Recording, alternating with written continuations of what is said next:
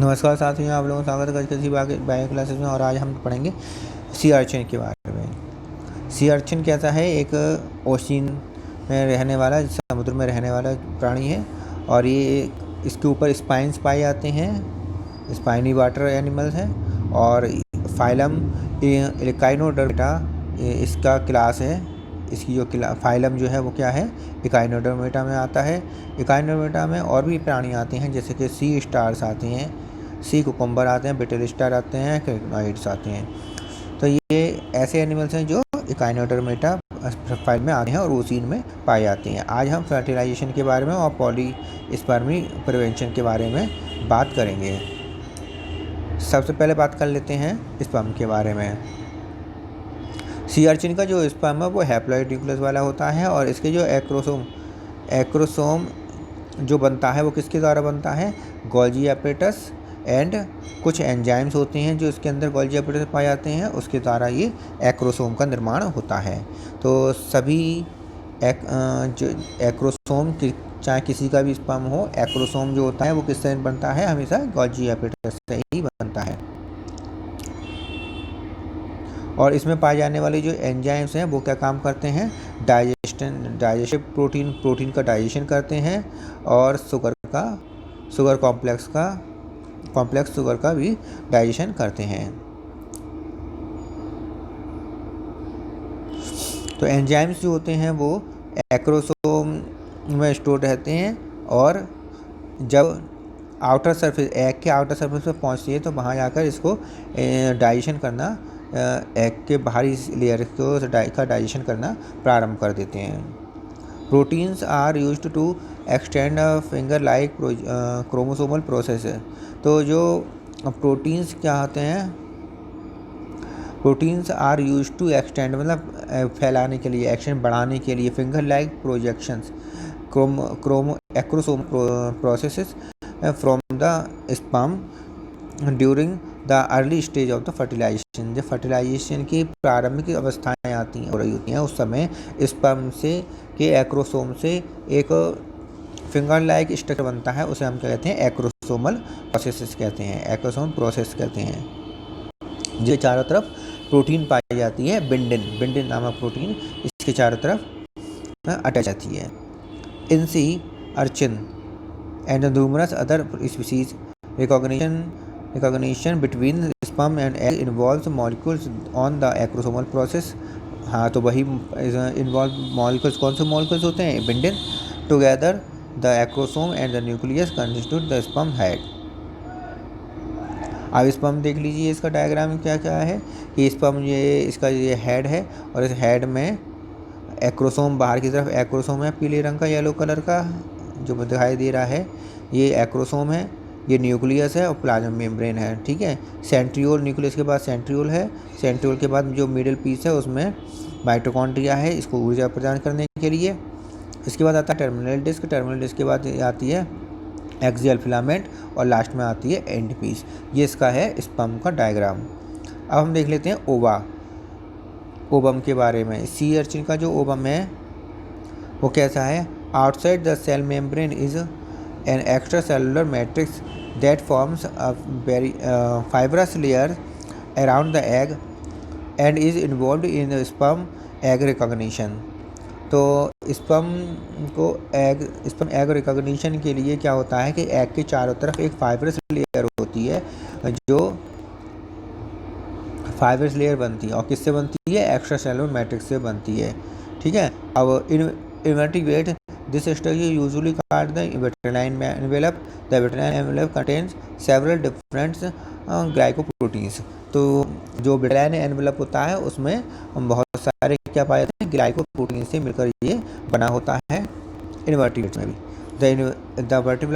The vitelline envelope is essential for specific binding of sperm. तो vitelline envelope क्या चीज़ होती है? एक स्पीशीज स्पेसिफिक बाइंडिंग होती है, स्पीशीज स्पेसिफिक होती है। तो जैसे कि जिस सी अर्चिन का एग है तो सी अर्चिन का ही स्पर्म इसके पास आकर अटैक वो इसके है तो जुड़ेगा, सी अर्चिन का ही स्पर्म उसके पास आएगा। दूसरे एनिमल्स का है तो दूसरे एनिमल का ही स्पर्म उसके पास जाएगा, ऐसा होता है। इसे कहते हैं स्पीशीज स्पेसिफिक। ठीक है। तो many types of the eggs also have a layer of egg jelly outside the vitelline envelope. तो सभी जो एग्स होते हैं उनके बाहर की तरफ एग जेली होता है। एग जेली जो होता है वो बाहर की तरफ आउटसाइड में होता है, सेल विटेलाइन एनवेलप के बाहर की साइड में होता है। तो ये एग जेली क्या काम करती है, अट्रैक्ट या टू एक्टिवेट स्पर्म को एक्टिवेट करेगी या उसे अट्रैक्ट करने का काम करती है। जैसे कि डायग्राम में दिया हुआ है, ये external fertilisation occur in the sea urchin. Sea urchin में हमेशा एक्सटर्नल फर्टिलाइजेशन होता है। जो ओवम दिया हुआ है, ओवम के अंदर की क्या दिया हुआ है, सबसे अंदर की तरफ कॉर्टिकल ग्रेन्यूल्स दिखाए गए हैं, एंजाइम्स जो एंजाइम्स रिलीज करते हैं, कॉर्टिकल ग्रेन्यूल्स होते हैं। इसके बाहर की तरफ प्लाज्मा मेम्ब्रेन होती है और प्लाज्मा मेम्ब्रेन के बाहर विटेलाइन एनवेलप होता है और विटेलाइन एनवेलप के चारों तरफ एग जेली होती है। ये विटेलाइन एनवेलप है और एग जेली इसके चारों तरफ है। ये सी अर्चिन का डायग्राम है। सी अर्चिन इस प्रकार कांटे वाला होता है। इसका ओवम का डायग्राम देख लीजिए। ओवम में इसमें क्या है, इसमें जो कॉर्टिकल ग्रेन्यूल्स दिखाए गए हैं, कॉर्टिकल ग्रेन्यूल्स हैं ये, और इसमें माइटोकॉन्ड्रिया भी हैं, रेड रंग के माइटोकॉन्ड्रिया दिखाए गए हैं। बाहर यहाँ पर जो दिखाए गए हैं वो कॉर्टिकल ग्रेन्यूल्स दिखाए गए हैं। ये न्यूक्लियस है और इसके चारों तरफ जो रेड कलर का जो है स्ट्रक्चर, ये क्या कहलाता है, विटेलाइन एनवेलप कहलाता है। और इसके चारों तरफ येलो कलर का जो स्ट्रक्चर है वो कहता है एग जेली। एग जेली या जेली लेयर कहलाती है। एग प्रोटीन जो होती है EVR1 एक रिसेप्टर की तरह काम करती है। एग प्रोटीन है, EVR1 भी ये एक रिसेप्टर की जो काम करती है। ये एक प्रोटीन है जो एग प्रोटीन कहलाती है या रिसेप्टर कहलाती है EVR1। ये रिसीव क्या करती है, स्पर्म को ये रिसीव करती है, स्पर्म की प्रोटीन को रिसीव करती है, बिंडिन को। जो स्पर्म की प्रोटीन है बिंडिन, उसको ये रिसीव करने का काम करती है EVR1। और ये EVR1 पाया जाता है एग पर पाया जाता है, जो एग रिसेप्टर की तरह काम करती है। कीमो अट्रैक्टेंट, ये जो स्ट्रक्चर कीमो अट्रैक्टेंट के इसमें हेल्प करता है। कौन, एग जेली एक कीमो अट्रैक्टेंट का निर्माण करती है जो वाटर में छोड़ती रहती है। इस कीमो अट्रैक्टेंट का नाम होता है रिसेक्ट या कुछ अन्य एनिमल्स में इसका नाम होता है स्पिरेक्ट। अन्य एनिमल्स होते हैं उनमें होता है इसका नाम स्पिरेक्ट, और सी अर्चिन में जो इसका नाम होता है रिसेक्ट होता है। तो ये रिसेक्ट जो होता है वो एग जेली से रिलीज होता रहता है और पानी के अंदर रिलीज होता रहता है, जिससे कारण क्या है, स्पर्म इस रिसेक्ट को नोटिफाई करते हैं। स्पर्म के ऊपर जो पाया जाता है एक्रोसोम या बिंडिन, वो क्या काम करता है, इसको अट्रैक्ट करने का काम करते हैं रिसेक्ट से, और रिसेक्ट की तरफ अट्रैक्ट होते हैं। और जैसे जैसे अट्रैक्ट होते हैं, इसकी कंसंट्रेशन जहाँ ज़्यादा होती है उसकी तरफ ये मूव करते रहते हैं और इस प्रकार स्पर्म जो है एग की ओर, एग के पास आ जाता है। इसे कहते हैं स्पीसीज स्पेसिफिक बाइंडिंग। अब देखिए, the interaction cognition of sperm egg generally proceed according to 5 basic steps. तो 5 बेसिक स्टेप्स हैं जिनके कारण क्या है, स्पर्म और एग का रिकॉग्निशन की प्रोसेस पूरी हो पाती है। सबसे पहला होता है कीमो अट्रैक्टेंट। कीमो अट्रैक्टेंट का मतलब क्या है, केमिकल द्वारा अट्रैक्शन।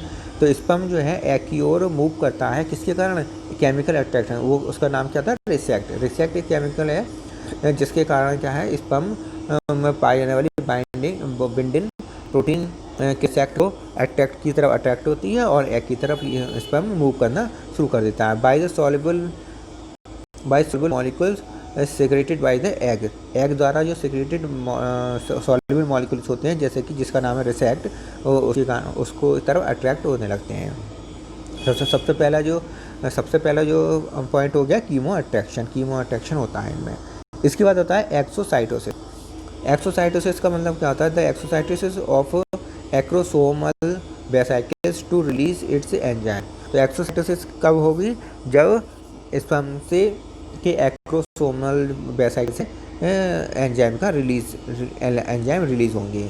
जैसे कि यहाँ पर देखिए, तो पहले में क्या है, कीमो अट्रैक्शन होता है, कॉन्टैक्ट में आ जा रहा है। कीमो अट्रैक्शन के कारण कांटेक्ट में स्पर्म आ जाता है, एग के कांटेक्ट में आ जाता है। इसके बाद दूसरा है एक्रोसोमल रिएक्शन। एक्रोसोमल रिएक्शन में क्या होता है कि एक्रोसोम से एंजाइम निकलते हैं, और एंजाइम निकलने के कारण क्या होता है कि एग जेली धीरे धीरे डिजॉल्व होने लगती है और एग अंदर की तरफ मूव करने लगता है। तो इसे कहते हैं एक्सोसाइटोसिस। एक्सोसाइटोसिस में क्या हो गया था, क्रोमोसोमल वेसिकल से एंजाइम निकलने लगते हैं और वो एग जेली को डिसॉल्व करते हुए अंदर की तरफ जाने लगता है। Binding of the sperm. तो बाइंडिंग ऑफ द स्पर्म की बाइंडिंग कैसे हो गया, तो binding of the sperm to the extra cellular envelope of the egg. तो बाइंडिंग, इसके बाद क्या होगा, बाइंडिंग स्पर्म की बाइंडिंग होगी एक्स्ट्रा सेलुलर एनवेलप से या विटेलाइन लेयर, जिसे हम विटेलाइन लेयर कहते हैं, और अन्य में इन्वर्टिब्रेट्स में हम जोना पेलोसिटा कहते हैं। अन्य लेयर में हम क्या कहते हैं, विटेलाइन लेयर कहते हैं, और जो इन्वर्टिब्रेट्स होते हैं उनमें जोना पेलोसिटा कहते हैं। एग की जोना पेलोसिटा से की तरफ, या फिर सी अर्चिन में एग की एक्स्ट्रा सेलुलर एनवेलप अर्थात विटेलाइन लेयर की तरफ ये बाइंड करना शुरू करता है। जैसे कि इसमें हम डायग्राम में देख सकते हैं कि जो एक्रोसोम है, एक्रोसोम का रिएक्शन होती है और रिएक्शन से इसको एक्रोसोमल प्रोसेस निकलती है। एक्रोसोमल प्रोसेस जो है, इसकी जो रेड रंग की जो एनवेलप है, विटेलाइन एनवेलप रेड रंग का, नारंगी रंग का, इसके साथ कांटेक्ट करने के लिए इसकी ओर बढ़ रही है। तो binding of the vitelline envelope के साथ बाइंडिंग करने के लिए ये बढ़ रहा है। इसके बाद आता है पैसेज। पैसेज कहते हैं रास्ता बनाना। Passage, the passing of sperm through this vitelline layer. तो इस विटेलाइन लेयर से, ये विटेलाइन लेयर से जिसमें ये कांटेक्ट करी हुई है, इसे एक पैसेज बनाता है। ये देखिए पैसेज को बना लिया इसने, पैसेज बनाता है। तो इस पैसेज बनाने को हम कहते हैं द पासेज। पैसेज हो गया, पैसेज बन गया। इसके बाद फिर पांचवा जो आता है हेडिंग, वो आता है fusion of the egg and sperm cell plasma membrane. तो इसके बाद क्या होता है, स्पर्म और एग का प्लाज्मा मेम्ब्रेन क्या है, एग प्लाज्मा मेम्ब्रेन जो अंदर की तरफ वाइट कलर की है, इसका स्पर्म के साथ फ्यूज़न हो जाता है, और फ्यूज़न होने के बाद इसके अंदर जो भी न्यूक्लियस है, वो स्पर्म का न्यूक्लियस एग के अंदर भेज दिया जाता है। न्यूक्लियस और साइटोसोल दोनों एग के अंदर भेज दिए जाते हैं। तो इसे कहते हैं फ्यूज़न। ये पांचों स्टेप जब हो जाते हैं, कीमो अट्रैक्शन जब हो जाता है, उसके बाद एक्सोसाइटोसिस होता है, उसके बाद बाइंडिंग ऑफ द स्पर्म होता है, उसके बाद पैसेज बनता है, उसके बाद फ्यूजन हो जाता है। इस पांचों स्टेप होने के बाद हैप्लॉइड स्पर्म और एग के न्यूक्लियाई आपस में मीट कर लेते हैं, जुड़ जाते हैं, और रिएक्शन होती है, जिससे कि आगे के डेवलपमेंट की प्रोसेस होती है। ठीक है, यहाँ पर दोबारा से देख लीजिए, ये स्पर्म आ गया है। स्पर्म आने के बाद जेलीकोट में जेलीकोट की तरफ आ गया। जेलीकोट में इसने एंजाइम की सहायता से इसको गलाना शुरू कर दिया और अंदर की तरफ जाने लगा। इसके बाद एक्रोसोमल रिएक्शन बने और एक्रोसोमल प्रोसेस बन गई। एक्रोसोमल प्रोसेस से प्लाज्मा मेम्ब्रेन को बाइंड कर लिए। बाइंड को गिराने के बाद ये आगे की तरफ बढ़ गया और इसने प्लाज्मा मेम्ब्रेन को से रास्ता बना लिया, पैसेज बना लिया। और जैसे ही प्लाज्मा को रास्ता बनाता है, इसके अंदर पाए जाने वाले कॉर्टिकल ग्रेन्यूल से जो सब्सटेंस है वो रिलीज हो जाता है, और रिलीज होकर इस पूरे स्ट्रक्चर को स्टिफ कर देता है, जिससे कि और मटेरियल इसके अंदर और ज़्यादा स्पर्म इसके अंदर ना आ सकें। पॉलीस्पर्मी इसे अगर वो स्टिफ ना करता इस लेयर को, ऊपर बाहर वाली लेयर को स्टिफ ना करे, कॉर्टिकल ग्रेन्यूल की वजह से ना हो, तो क्या होगा कि और ज़्यादा स्पर्म भी आने लगेंगे, और ज़्यादा स्पर्म आने की वजह से क्या होगा, पॉलीस्पर्मी की कंडीशन आ जाएगी। पॉलीस्पर्मी क्या होता है, entry of the multiple sperm in the egg. Egg में बहुत अधिक स्पर्म की एंट्री को पॉलीस्पर्मी कहते हैं। लीड्स टू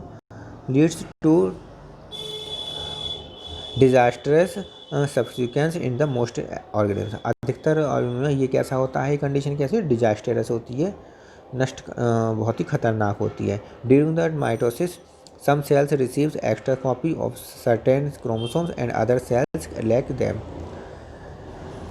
माइटोसिस के समय क्या होता है, कुछ सेल्स क्या करेंगी, जब इसमें बहुत सारे क्रोमोसोम्स आ जाएंगे मल्टी पॉलीस्पर्मी की कंडीशन में जब कई सारे स्पर्म्स अटैच कर जाते हैं और सबके न्यूक्लियस इसके अंदर जब आ जाते हैं, क्रोमोसोम इसके अंदर आ जाते हैं एक एग सेल के अंदर, तो ज़्यादा माइटोसिस के समय तो बहुत सारी कॉपी बन जाती हैं और जिसके कारण क्या है डिजास्टरस कंडीशन उत्पन्न होती है। इस डिजास्टरस कंडीशन को ख़त्म करने के लिए कुछ पॉलीस्पर्मी कंडीशन को ख़त्म करने के लिए कुछ ब्लॉक होते हैं, फास्ट ब्लॉक और स्लो ब्लॉक। फास्ट ब्लॉक क्या होता है? फास्ट ब्लॉक में क्या होता है कि इसमें इलेक्ट्रिक पोटेंशियल चेंज होता है प्लाज्मा मेम्ब्रेन का, एग प्लाज्मा मेम्ब्रेन का इलेक्ट्रिक पोटेंशियल में चेंज बदलाव आता है, प्लस -70 मिली वोल्ट से लेकर प्लस 20 मिली वोल्ट तक चेंजेस आ जाते हैं। स्लो ब्लॉक में क्या होता है कि इसमें egg of the sea urchin और मैनी अदर्स एनिमल्स में क्या होता है कि सेकेंड मैकेनिज्म, ये एक सेकेंड मैकेनिज्म, ये फर्स्ट मैकेनिज्म है और ये सेकेंड मैकेनिज्म है, to ensure that the multiple sperm do not enter the egg cytoplasm which is also called the cortical granule reaction. ये कॉर्टिकल ग्रेन्यूल रिएक्शन वाली process है, इसमें कॉर्टिकल ग्रेन्यूल रिएक्ट करते हैं। अब देखिए फास्ट ब्लॉक में क्या होता है कि फास्ट ब्लॉक में देखिए, यहाँ देखिए समझिए कि फास्ट ब्लॉक में क्या होता है।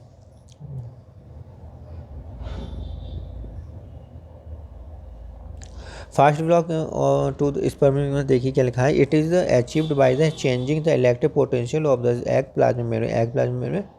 एग प्लाज्मा मेम्ब्रेन में इलेक्ट्रिक पोटेंशियल का चेंज होता है, जैसे कि -70 मिली वोल्ट से लेकर प्लस 20 मिली वोल्ट तक इसका चेंज हो जाता है। -70 मिली वोल्ट किसमें और क्या होता है इसमें, due to the sodium entry of the sodium channel, sodium channel खुल जाते हैं प्लाज्मा मेम्ब्रेन में, सोडियम चैनल खुल जाते हैं जिसके कारण आउटसाइड में ओसीन का जो सोडियम है वो प्लाज्मा एग के अंदर आना शुरू कर देता है। एग की वो सोडियम आयन की एंट्री हो जाती है एग के अंदर। Plasma membrane remains positive for only 2 minute. अब इस फास्ट ब्लॉक में ये समस्या है, ये फास्ट ब्लॉक होता तो बहुत तेज़ी से है, लेकिन क्या है ये 1 या 2 मिनट के लिए ही होता है, उसके बाद ये पुनः नॉर्मल हो जाता है, फास्ट ब्लॉक ख़त्म हो जाता है, पुनः नॉर्मल हो जाता है। अगर इसके बाद भी अगर कोई स्पर्म बाहर की तरफ अटैच है इस एग से, तो वो दोबारा से अंदर एंट्री कर जाता है। ठीक है, तो फास्ट ब्लॉक में क्या होता है कि जो ब्लॉक के जो एग है, एग के अंदर -70 मिली वोल्ट होता है और पोटेशियम आयन होते हैं। सोडियम चैनल इसमें ये फर्टिलाइजेशन के लिए हेल्प करता है कि फर्टिलाइजेशन के समय ये ऐसी कंडीशन होनी आवश्यक है कि इसका जो पोटेशियम है, इसका जो पोटेंशियल है वो -70 मिली वोल्ट होना आवश्यक है, तभी स्पर्म जो है इसके अंदर एंट्री कर पाता है, क्योंकि ये नेगेटिवली चार्ज होता है एग और स्पर्म क्या होता है पॉजिटिवली चार्ज होता है और वो इसकी तरफ जा पाता है।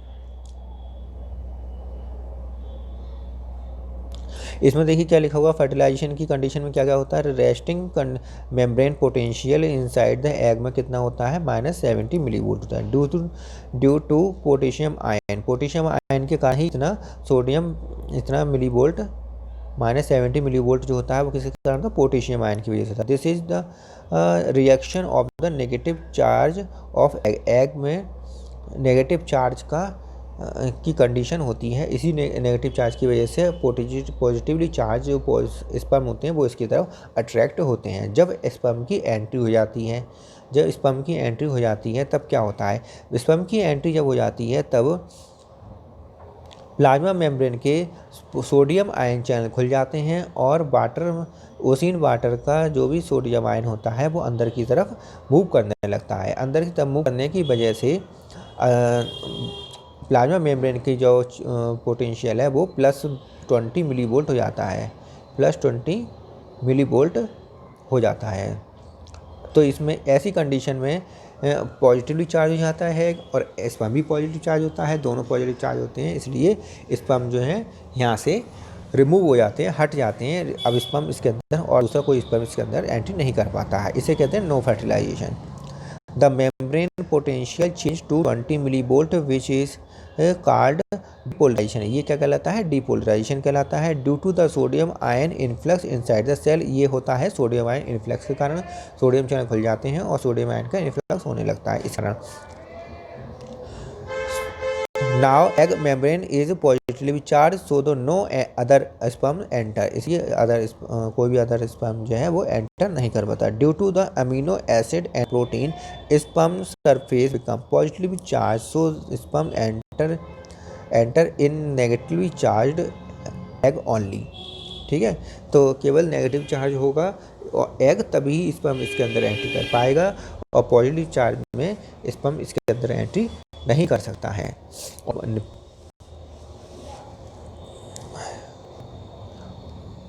स्पर्म पॉजिटिव चार्ज क्यों होता है? क्योंकि स्पर्म के ऊपर क्या पाया जाता है? अमीनो एसिड और प्रोटीन, जिनके कारण क्या है ये पॉजिटिव चार्ज, स्पर्म जो है पॉजिटिव चार्ज होता है। अब इसे हम समराइज करके एक बार पढ़ देते हैं फास्ट ब्लॉक स्पर्मी पॉलीस्पर्मी को। देखिए क्या लिखा हुआ है, तो egg cell membrane initially have the negatively charge, तो एग सेल मेम्ब्रेन तो नेगेटिव चार्ज होती है, तो -70 मिली वोल्ट होता है इसका। This negatively charge will attract the positively charge sperm. After entry of sperm the ion concentration of egg get change. एक बार स्पर्म अंदर आ जाता है तो उसके बाद आयन कंसंट्रेशन एग की चेंज हो जाती है और कितनी होती है? +20 मिली वोल्ट हो जाती है। During the entry of the sperm the influx of the sodium ion in the egg from the sea environment will take place by the opening of the sodium ion channel. Sodium ion के opening के कारण बाहर का सी environment का जो sodium ion है वो अंदर की ओर आना शुरू कर देता है, इन्फ्लक्स उसका होने लगता है। As a result of the potassium नहीं है, एच आयन है, H ion influx takes place. H ion क्या होता है? ई फ्लक्स होता है, एच आयन बाहर की तरफ जाने लगते हैं। Now the cell membrane change charges from the negative to the positive due to the influx of the sodium ion and efflux of the H ion। H ion का efflux और potassium ion का sodium ion का influx के कारण ऐसा होता है। Now due to the positive charge of the egg no other sperm of going to bind to the egg surface. अब स्पर्म के सरफेस पर कोई अदर स्पर्म एग की सरफेस पर बाइंड नहीं हो सकता है, क्योंकि एग कैसा होता है? पॉजिटिव चार्ज होता है। इसे कहते हैं फास्ट ब्लॉक पॉलीस्पर्मी। बहुत तेज़ी से ये काम करता है और जैसे ही स्पर्म की एंट्री हो जाती है, एक स्पर्म की एंट्री आती है, तुरंत ये सक्रिय हो जाता है। इससे सक्रिय तो दोनों ही हो जाते हैं, फास्ट ब्लॉक भी सक्रिय हो जाता है और स्लो ब्लॉक भी सक्रिय हो जाता है। फास्ट ब्लॉक भी सक्रिय हो जाता है, स्लो ब्लॉक भी सक्रिय हो जाता है, लेकिन स्लो ब्लॉक में टाइम ज़्यादा लगता है सक्रिय होने में और फास्ट ब्लॉक बहुत जल्दी सक्रिय हो जाता है। उसे अपने अचीवमेंट करने में बहुत कम समय में वह अचीव हो जाता है। ठीक है,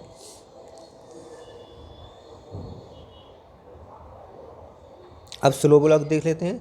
स्लो ब्लॉक क्या होता है?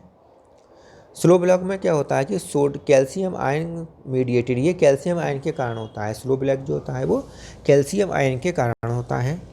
इसमें क्या होता है? ये सेकंड स्टेज है प्रिवेंशन ऑफ द पॉलीस्पर्मी की को प्रिवेंशन करने की ये सेकंड स्टेज है। ये परमानेंट स्टेज है, एक बार ये बन जाती हो जाती है तो हो ही जाती है। जबकि फास्ट ब्लॉक क्या है, एक बार 1-2 मिनट के लिए रहता है, उसके बाद फिर दोबारा नॉर्मल हो जाता है, फास्ट ब्लॉक खत्म हो जाता है। स्लो ब्लॉक जो है वो एक बार हो जाता है तो फिर वो परमानेंटली हो जाता है।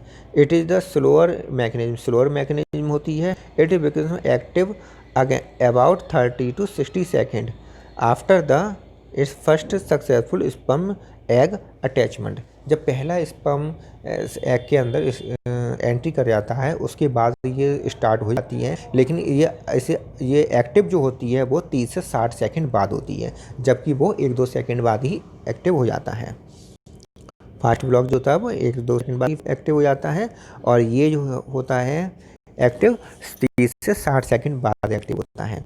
एक्शन ऑफ कॉर्टिकल ग्रेन्यूल, ये किस पर निर्भर करता है? कॉर्टिकल ग्रेन्यूल के एक्शन पर निर्भर करता है। Cortical granule fused with the egg plasma membrane, egg की प्लाज्मा मेम्ब्रेन से कॉर्टिकल ग्रेन्यूल फ्यूज कर जाते हैं and the release their content, उनके अंदर पाए जाने वाला जो कंटेंट है उसको रिलीज कर देते हैं into the space between the plasma membrane and the fibrous net of vitelline envelope protein. तो बेटालाइन एनवेलप जो है, उस बेटालाइन एनवेलप और प्लाज्मा मेम्ब्रेन, इन दोनों के बीच में जो गैप होता है, उस गैप में कॉर्टिकल ग्रेन्यूल से निकलने वाला मटेरियल उसके अंदर पहुंच जाता है, इस गैप में पहुंच जाता है। ठीक है, तो ये कहलाती है स्लो ब्लॉक पॉलीस्पर्मी। अब इसको हम देख लेते हैं। Several proteins are released by this cortical granules exocytosis like protease. Protease enzyme है। प्रोटीज एक्सोसाइट जो कहाँ से निकलता है, कॉर्टिकल ग्रेन्यूल से निकलता है। म्यूकोपॉलीसैकेराइड्स जो दूसरा जो होता है म्यूकोपॉलीसैकेराइड्स। तो पहला तो हो गया प्रोटीएसिस। प्रोटीएस जो होते हैं वो क्या काम करते हैं, कॉर्टिकल ग्रेन्यूल से निकलते हैं और एक्सोसाइटोसिस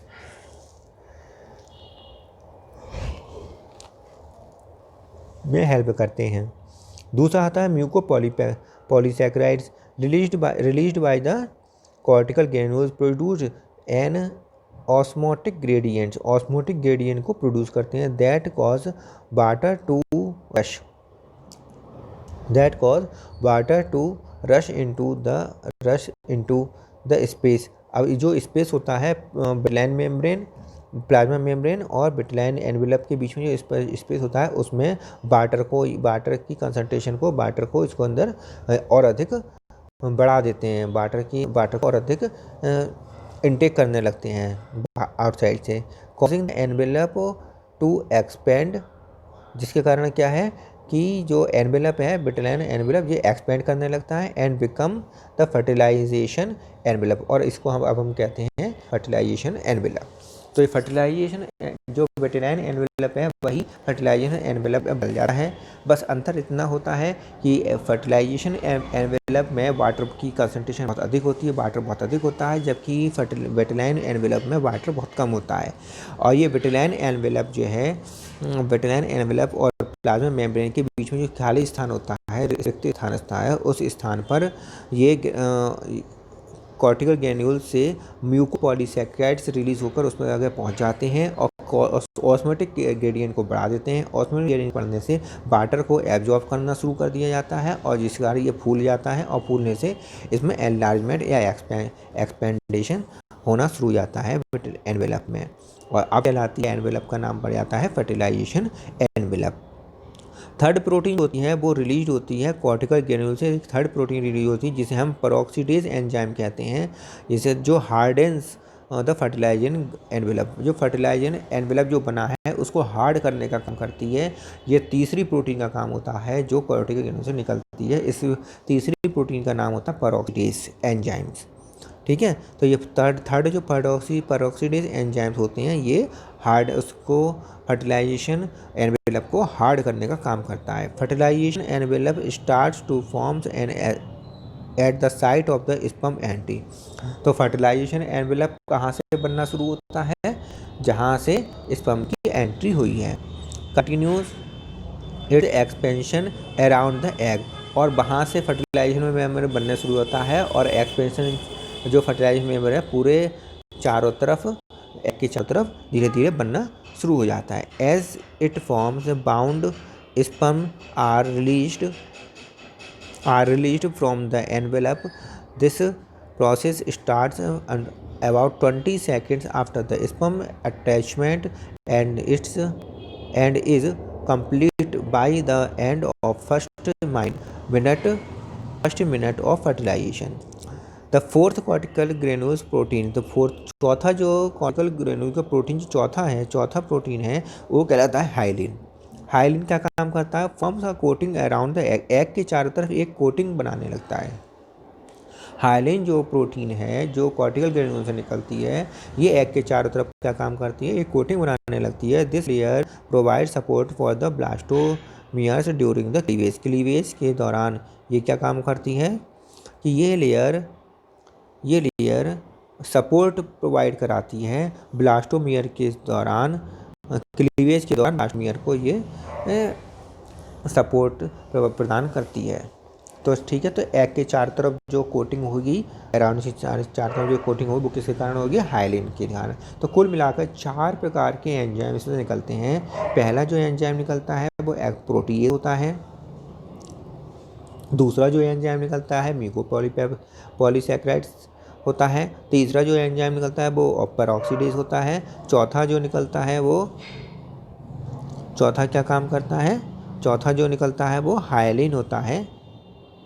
ठीक है, इस प्रकार क्या होता है कि बहुत ये स्लो मीडियम से चलती है, कैल्शियम आयन पर डिपेंड होती है, स्लो होता है ये, इसलिए स्लो ब्लॉक कहलाता है और कॉर्टिकल ग्रेन्यूल्स एक्सोसाइटोसिस कहलाता है। और इसके कारण 20 से 30 सेकंड तो लगते ही हैं एक्टिव होने में, और परमानेंट एक्टिव हो जाता है, जिसके कारण कोई भी अदर स्पर्म के अंदर नहीं आ पाता है। ठीक है, इसके बाद आता है, देखिए कैल्शियम आयन में क्या लिखा हुआ है, इसमें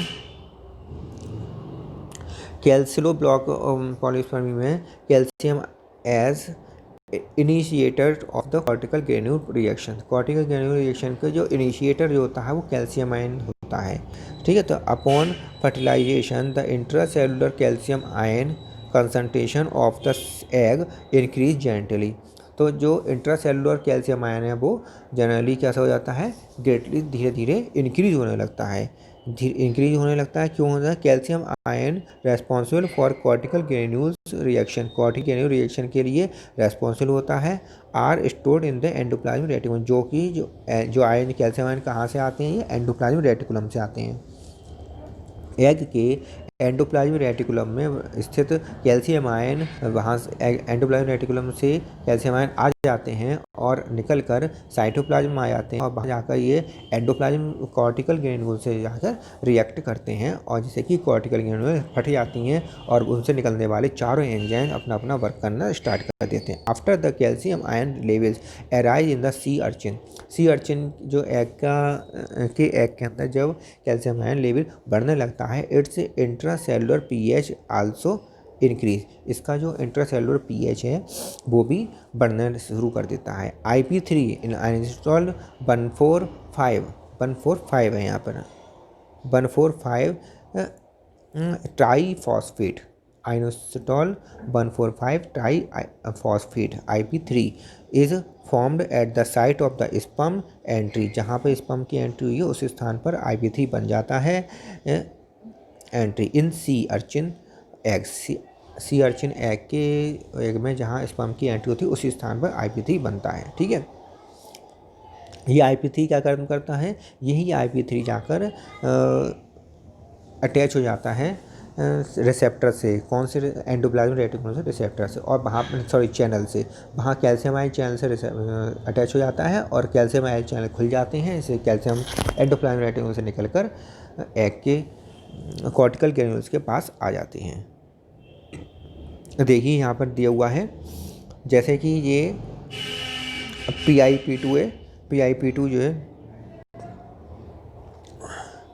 PIP2 से बन जाता है IP3 बन जाता है। ये IP3 एंडोप्लाज्मिक रेटिकुलम से कैल्शियम से के पास जो रिसेप्टर्स हैं, IP3 रिसेप्टर, IP3 जो रिसेप्टर हैं वो IP3 आकर IP3 रिसेप्टर से जाकर अटैच हो जाता है। IP3 रिसेप्टर कहाँ पर होते हैं, एंडोप्लाज्मिक रेटिकुलम की सरफेस पर IP3 रिसेप्टर होते हैं, जो IP3 के आने से ओपन हो जाते हैं और कैल्शियम आयन जो एंडोप्लाज्मिक रेटिकुलम के अंदर है वो बाहर आता है और एक्स सेल के अंदर आ जाता है। तो एक्स सेल में जब कैल्शियम आयन आ जाता है तो ये कैल्शियम आयन कहाँ जाता है, ये कैल्शियम आयन सीधा जाता है sodium H ion exchange pump पर जाता है। सोडियम एक्सचेंज पंप पर होने के जाने के कारण क्या है, और ये डैग जो बनता है इसके साथ साथ IP3 के साथ एक डैग भी बनता है, ये डैग डायरेक्ट जाता है sodium H ion exchange pump पर चला जाता है। वहाँ पर क्या है, सोडियम एक्सचेंज पंप खुल जाते हैं और खुलने की वजह से क्या होता है कि सोडियम आयन अंदर की तरफ आने लगते हैं और H आयन बाहर की तरफ जाने लगते हैं। सोडियम आयन जब अंदर की तरफ जाते हैं तो एल्काइलिनिटी बढ़ जाती है। एल्काइलिनिटी बढ़ने से क्या होता है, stimulation of the cell division, cell division में स्टिमुलेशन होता है, DNA सिंथेसिस होती है, RNA ट्रांसलेशन होता है, और साथ ही साथ क्या होता है कि डीएनए जब सिंथेसिस होती है तब ये साथ ही साथ क्या होता है, कॉर्टिकल ग्रेन्यूल का एक्सोसाइटोसिस होता है। कॉर्टिकल ग्रेन्यूल का एक्सोसाइटोसिस होना शुरू हो जाता है। जैसे कि यहाँ पर अभी देखा जा रहा है कि जैसे ही स्पर्म का जो एक्सोसोमल प्रोसेस है, ये स्पर्म रिसेप्टर के पास जब आ जाता है, अटैच हो जाता है, तब रिसेप्टर थायरोसिन काइनेज जो है RTK receptor thyroxine kinase active हो जाता है और इसे पीएलसी के माध्यम से IP2 को डैग में और IP3 में तोड़ देता है। डैग और IP3 में तोड़ देता है। ये IP3 एंडोप्लाज्मिक रेटिकुलम की सरफेस पर इसे IP3 रिसेप्टर पर जाकर बाइंड हो जाता है और यहाँ से कैल्शियम आयन बाहर आ जाते हैं और ये डैग जो है वो जाकर अपना वर्क करता है। देखिए यहाँ क्या लिखा हुआ है कि स्पर्म बाइंडिंग और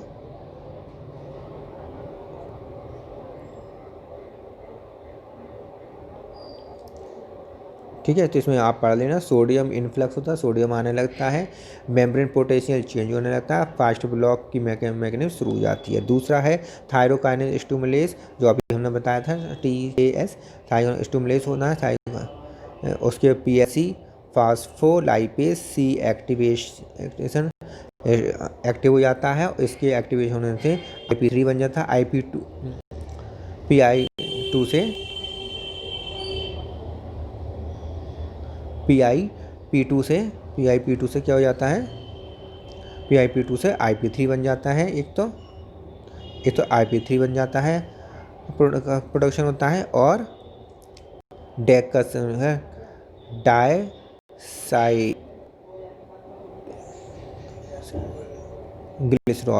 डाईएकाइल ग्लिसरॉल प्रोडक्शन, डाईएकाइल ग्लिसरॉल डैग, डाईएकाइल ग्लिसरॉल या डैग DAG का प्रोडक्शन होता है और दूसरा IP3 का प्रोडक्शन होता है। डैग का जो प्रोडक्शन होता है वो क्या काम करता है, प्रोटीन काइनेज एक्टिवेशन में हेल्प करता है, प्रोटीन काइनेज एक्टिवेशन में। और प्रोटीन काइनेज एक्टिवेशन क्या है, सोडियम आयन एक्सचेंज होता है और सोडियम आयन एक्सचेंज से increase in the intracellular pH होता है। ठीक है, इधर IP3 का प्रोडक्शन होने के बाद ये कैल्शियम आयन को रिलीज़ कराता है एंडोप्लाज्मिक रेटिकुलम से और ये कैल्शियम आयन जो है एक्टिवेटिज्म ऑफ NAD+ काइनेज को एक्टिवेट करता है, कॉर्टिकल ग्रेन्यूल्स को एक्सोसाइटिस में हेल्प करता है। और NAD+ काइनेज के एक्टिवेशन से क्या होता है, conversion of the NAD ion to NADP, NAD ion का NADP में कन्वर्जेशन होता है। इस कन्वर्जेशन से क्या होता है कि coenzyme of lipid biosynthesis, coenzyme of lipid की बायोसिंथेसिस होनी शुरू हो जाती है। कॉर्टिकल ग्रेन्यूल जो एक्सोसाइटिस होता है, इसमें स्लो ब्लॉक टू पॉलीस्पर्मी होती है, कंडीशन रिएक्शन होते हैं। और दूसरा फॉर्मेशन ऑफ हाइलाइन लेयर की, जो कि चौथा एंजाइम निकलता है, इससे हाइलाइन लेयर की फॉर्मेशन होती है। और कैल्शियम आयन एक काम और करता है, स्टिमुलेशन करता है किसका, of protein synthesis, DNA replication में प्रोटीन सिंथेसिस के लिए को स्टिमुलेट करने का काम करता है। And cytoplasmic movement of morphogenetic materials, सही है, ये काम कैल्शियम आयन के होते हैं। तो ये पूरा एक चार्ट के रूप में हमने आपको दे दिया है, आप इसे पूरी तरह से रट लें, बढ़िया करके रट लें इसे। ठीक है, अगर आपको मेरी वीडियो अच्छी लगी हो तो आप मुझे मेरी वीडियो को लाइक करें, शेयर करें और पहली बार मेरे चैनल पर जुड़े हैं तो इसे क्या करें, सब्सक्राइब जरूर कर लें। तो धन्यवाद। आज सी अर्चिन के बारे में हमने काफ़ी कुछ समझा दिया आपको। नेक्स्ट वीडियो मिलते हैं फिर।